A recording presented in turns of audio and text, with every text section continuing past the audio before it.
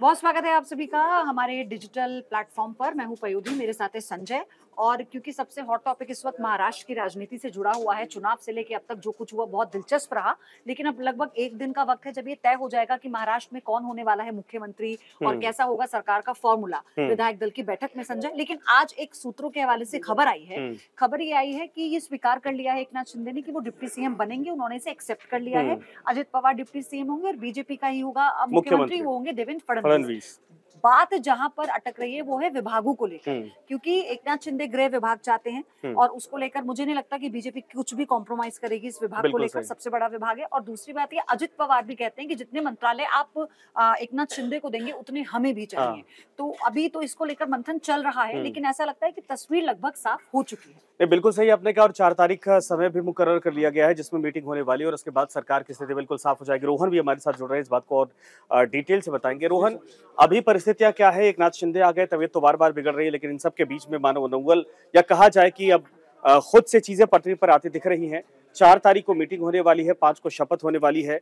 अब शिंदे गुट की तरफ से कोई रोड़ा अभी भी बचा है या नहीं? देखिए संजय, पहले भी हम यही डिस्कस कर रहे थे कि लास्ट तक फाइनली सब कुछ मैनेज बीजेपी आलाकमान कर ही लेगी और वही होता दिख रहा है हमें। शिंदे की तबीयत हालांकि फिर से बिगड़ गई थी, मगर अब ठाणे से मुंबई के लिए रवाना हो गए, क्योंकि अभी बीजेपी पर्यवेक्षक जो तय हुए हैं, निर्मला सीतारमण और विजय रूपाणी, वो आज पहुंचने वाले हैं। कल महायुति की बैठक भी है सुबह 10 बजे, तो नाम तमाम फाइनल हो जाएंगे और मंत्रालयों का बंटवारा भी कल हो जाना है। लेकिन अभी जो मीडिया रिपोर्ट्स के हवाले से जो खबर आई है उसके मुताबिक वही मंत्रालय जो आप अहम मंत्रालय जो है गृह मंत्रालय और रेवेन्यू डिपार्टमेंट जो है वो बीजेपी अपने पास रख रही है। शिंदे के हाथों में अर्बन डेवलपमेंट ये जा रहा है और ये पहले भी उन्हीं के पास था, इसलिए इस पे कोई कॉम्प्रोमाइज नहीं है। कहीं ना कहीं पसंदीदा मंत्रालय उनका रहा है पहले से भी। और अजित पवार के पास पहले भी वित्त मंत्रालय था, कृषि विभाग था, तो ये उनके पास ही रहने वाला है। ये तमाम अपडेट्स हैं।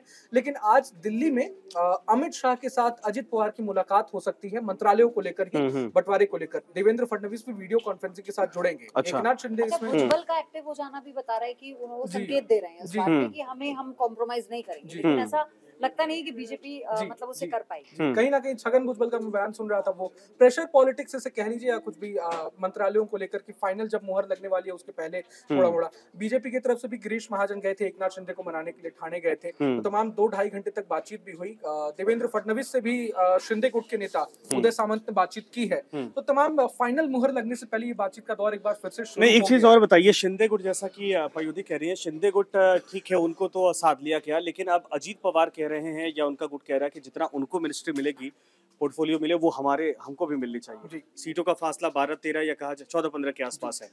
क्या अब अजीत पवार की तरफ से बार्गेनिंग या प्रेशर पॉलिटिक्स किया जाएगा? उनको लगता है कि ऐसा करने से फायदा हो रहा है? तो असल में जो फॉर्मूला तय हुआ है उसके मुताबिक पहले तो जब शिंदे सीएम थे तो उस वक्त तो उनके गुट के पास ज्यादा मंत्रालय थे, लेकिन इस वक्त बीजेपी 22 से 23 मंत्रालय अपने पास रख सकती है। कुल 43 से 44 मंत्रालयों का ये हुआ है ना। उसमें अजित पवार को थोड़े कम मंत्रालय, 1-2 मंत्रालय कम मिल रहे हैं शिंदे गुट से, तो वही वो लास्ट में मान मुलम्बल का ये चल रहा है कि हमें भी इक्वल मिलने चाहिए, क्योंकि सीटों के लिहाज से अगर आप देखें तो शिंदे गुट को जहां 57, उनका ये कहना है, छगन भुजबल ये कह रहे हैं कि जो स्ट्राइक रेट है, स्ट्राइक रेट की बात, वो स्ट्राइक रेट की बात कर रहे हैं। लेकिन हालांकि फिर भी मुझे लगता है कि ये कोई इतना बड़ा रीजन नहीं होगा कि आप इतना बड़ा नेगोशिएट कर ले महाराष्ट्र जैसे राज्य में। और वो बीजेपी जो पहली बार इतिहास में इतना अच्छा परफॉर्म कर पहुंची है, यहाँ तक पहुंची है, उसे भी पता है कि उसके लिए नंबर गेम इंपॉर्टेंट है, बट इतना नहीं कि उसे भी पैरों में गिरना। बिल्कुल, जाहिर तौर पर आप देख लें शिंदे गुट की सीटें तो ज्यादा है और 57 सीटें हैं, डिफरेंस 16 सीटों का अजित पवार गुट से। बिल्कुल, तो जाहिर तौर पर प्रेशर कुछ भी बना ले, जो फैसला होना है वो कल तक हो जाएगा, ये दिखने वाली बात है। और देवेंद्र फडणवीस ही सीएम 99% अभी भी चांसेस है वही बनेंगे। रेस में बहुत नाम सामने आए जी। एक चीज और है, क्या जो अब तक कल तक ये बयान आ रहा था कि भाई शिंदे ही मुख्यमंत्री के तौर पर यहाँ की जनता चाहती है जी, डिप्टी सीएम बनेंगे, ये महाराष्ट्र में शिवसेना के लिए क्या डिमोशन वाला मैसेज है या फिर कॉम्प्रोमाइज करने वाला? देखिए, शिंदे के तेवर जो नजर आए हमें पिछले 2 दिनों में, एक तो पहले बीजेपी की तरफ से सीएम फेस को लेकर झटका लगा, उन्हें सीएम पद मिला नहीं, और दूसरा झटका लग गया गृह मंत्रालय को लेकर। लेकिन शिंदे ने कहीं ना कहीं, मेरा मानना है और एक्सपर्ट्स का भी जो मानना है, कि गलती जो उन्होंने कर दी वो ठाणे से जब सतारा से जब वापस आ रहे थे उस समय मीडिया से बात करते हुए उन्होंने अपना त्याग गिनाने लगे। वो कि मैंने अच्छा। 2.5 साल में इतने काम किए, हाँ। एक भी दिन छुट्टी नहीं ली। हाँ। तो आप ये किसको गिना रहे हो? ये हाँ। बीजेपी को गिना रहे हो जो इस वक्त सबसे पावरफुल स्टेट ऑफ माइंड में है और 132 सीटों के साथ सबसे आगे है। बिल्कुल। तो बीजेपी ने भी साफ साफ कह दिया कि मंत्रालयों का बंटवारा परफॉर्मेंस बेसिस पर होगा। अच्छा। अमित शाह ने रिपोर्ट कार्ड मांगा है और आज हम्म। उस पर चर्चा होने वाली है। हम्म। परफॉर्मेंस बेसिस पर मंत्रालयों का बंटवारा होगा और शिंदे सरकार में जो मंत्री थे उनके भी परफॉर्मेंस का आकलन किया जाएगा।